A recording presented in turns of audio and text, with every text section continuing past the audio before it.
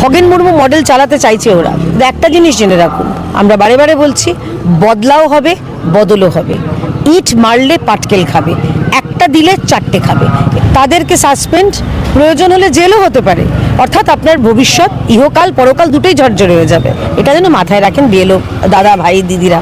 যারা হারে তাদের কাছে একটা অজুহাত লাগে, এটা তাদের অজুহাত, আগাম অজুহাত দিয়ে রাখছে, ইয়ে ডর আচ্ছা লাগা। বিএলওরা সরকারি কর্মচারী, তৃণমূলের দলদাস নয়, তৃণমূলের তো চাকর নয়। আমি আপনাদের মাধ্যমে বিএলও ভাইদের অনুরোধ করব, ভাই বোন দিদি দাদা যারা রয়েছেন, যে আপনারা তো মমতা ব্যানার্জির বদান্যতে চাকরিটা পাননি, তাহলে আপনারা এই সময় আপনাদের চাকরিতে একটা লাল দাগ কেন পেতে যাবেন? মমতা বন্দ্যোপাধ্যায় এই সরকার থাকবে না, কিন্তু নির্বাচন কমিশন যারা যারা এই ভোটার তালিকায় কারচুপি করবে, ইতিমধ্যেই তো আপনারা যে দেখেছেন যে দৃষ্টান্ত, তাদেরকে সাসপেন্ড, প্রয়োজন হলে জেলও হতে পারে। অর্থাৎ আপনার ভবিষ্যৎ ইহকাল পরকাল দুটোই ঝরঝরে হয়ে যাবে। পেনশন নিয়ে অসুবিধা হবে, পাড়ার লোকেরা বলবে যে এই তোমরাই তো, তোমার বাবাই সেই ভোটার তালিকায় কারচুপি করেছিল, তো কেন আপনার নিজের ভবিষ্যৎটা আপনারা জলাঞ্জলি দেবেন এই তৃণমূলের দুয়ানা চারানা আটানা নেতাদের কথা শুনে? যে দলটায় যারা কোনো নিয়ম মানে না, তারা তো বলতেই পারে যে বিএলওদের পাশে বসিয়ে করবে। আসলে বুঝতে পেরে গেছে হার অনিবার্য।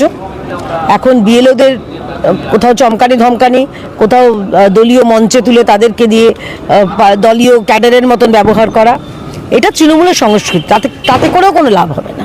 আচ্ছা কেয়াদি, আপনাদের বিরুদ্ধে অভিযোগ করছে নির্বাচন কমিশনকে আপনারা ব্যবহার করছেন, কেননা আপনারা যেটাই বলছেন সেটাই কিন্তু নির্বাচন কমিশন প্রাধান্য দিচ্ছে। এটা কিভাবে দেখছেন, যে বিরোধীরা বারবার বলে আসছে? দেখুন, এটা যদি গ্রীষ্মকাল হয়, আমিও বলবো গ্রীষ্মকাল, আপনিও বলবেন, তথাগতদাও বলবেন, তিয়াসাও বলবেন, শীত বলবেন না তো। তো নির্বাচন কমিশনকে আমরা বলছি স্বচ্ছ ভোটার তালিকা, নির্বাচন কমিশনে সেটা চাইছেন স্বচ্ছ ভোটার তালিকা। তো এটার মধ্যে অদ্ভুত অসঙ্গতি কি আছে? আমরা দেখেছিলাম রাজীবা কুমারকে কোনো এক সুন্দর স্বর্ণালী সন্ধ্যায় তিনি কি সুন্দর বন্ধনে জড়িয়েছিলেন, সুন্দর টেবিলে মজলিসি বন্ধনে জড়িয়েছিলেন বন্দ্যোপাধ্যায় পরিবারের এক ব্যক্তির সঙ্গে। সেই ব্যক্তির পরে বলা হয়েছিল এআই না বিআই আমি জানি না ভাই, কিন্তু এটুকু জানতাম যে রাজীবা কুমার তিনি ছিলেন মমতা বন্দ্যোপাধ্যায় তৃণমূলের, তিনি দলদাস, যে কারণে তাকে তার আনসেরেমনিয়াসলি তাকে সরিয়ে দেওয়া হলো। পরবর্তীকালে আমরা বলেছিলাম যে কিভাবে মানে একটা নির্বাচন কমিশন এবং রাজ্য নির্বাচন কমিশনার কীরকমভাবে নির্লজ্জ পক্ষপাত দুষ্ট হতে পারেন, সেটা রাজীবা কুমার যে উদাহরণ সৃষ্টি করে গেছেন তার উপরে কেউ যেতে পারবে না। ওরা এখন এগুলো বলবে, ওরা তো দুদিন বাদ, দেখুন অদ্ভুত বিষয়, নির্বাচন কমিশন পক্ষপাত দুষ্ট, অথচ 2024-এ পশ্চিমবঙ্গে বেশিরভাগ সিট পেয়েছে তৃণমূল। ভারতীয় জনতা পার্টির আমাদের সিট আসন সংখ্যা কমেছে, যে কোনো কারণেই হোক না কেন।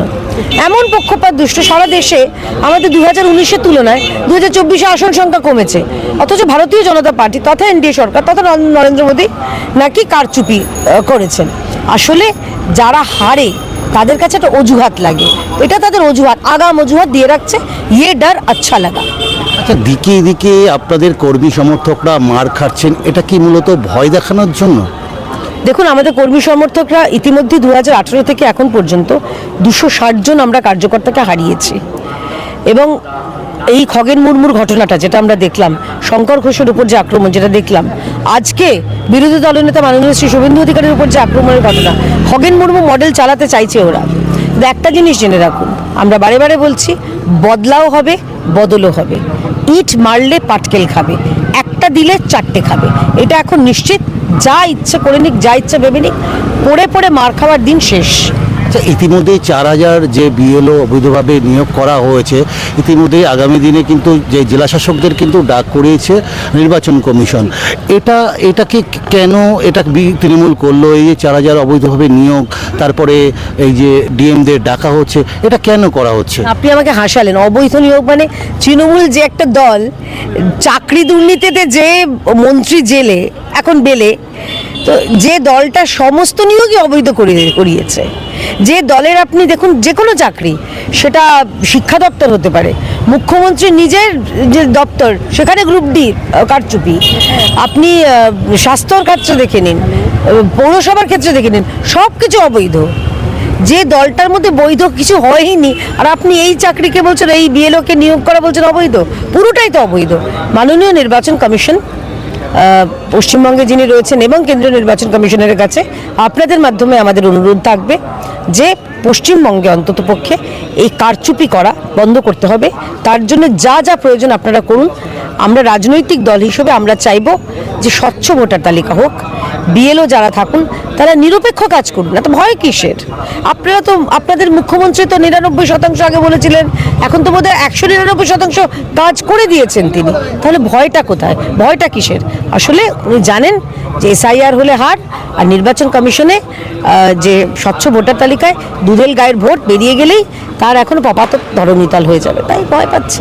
আমার একটা লাস্ট প্রশ্ন, এই যে বিএলওরা যারা ইতিমধ্যেই ভয় প্রকাশ করেছেন, তারা ভয় পাচ্ছেন, নির্বাচন কমিশনের দপ্তরের সামনে ধর্ণা দিয়েছেন, এছাড়াও ইন্ডিভিজুয়ালি বেশ কিছু বিএলওদেরকে তৃণমূলের সভায় নাম ডেকে, যেটা শুভেন্দু অধিকারী ইতিমধ্যেই পোস্ট করেছিলেন, সেটা নিয়ে যে বিএলওদের ভয় দেখানো, এটা কি কোনো সময় বিএলওদের আতঙ্ক বোধ করছে? আগামী দিনে কি এই বিএলওরা কি ঠিক মতন কাজ করতে পারবে এসআইআর এর ক্ষেত্রে? দেখুন, আশঙ্কা তো রয়েছে, অস্বীকার করার উপায় নেই। বিএলওদের যেভাবে ধমকানি চমকানি, কোথাও উপঢৌকন, কোথাও কিনে নেওয়ার কৌশল, কোথাও দলদাস করে রাখার প্রয়াস, এগুলো চলছে। কিন্তু আমাদের ভরসা আছে নির্বাচন কমিশনের উপরে। মাননীয় নির্বাচন কমিশনার তিনি যথার্থভাবে শক্ত হাতে তিনি এই বিষয়টাকে দেখতে হবে, এবং যা যা যে যত জোচ্চুরি করে যে বিএলওদের ঢোকানো হচ্ছে তাদের তৎক্ষণাৎ কঠোরতম তাদের শাস্তি দেওয়া হবে। দরকার হলে তাদের জেলে পুরতে হলে জেলে পুরতে হবে, যাতে ওইটা দেখে ভবিষ্যতে যদি কেউ কারচুপি করার মনেও হয়ে থাকে সেটা হবে না। আমি আপনাকে ছোট্ট একটা উদাহরণ দিয়ে শেষ করছি। বিহার, সেখানে তো এনডিএর শাসন, এসআইআর হয়েছে, 66 জন বিএলও।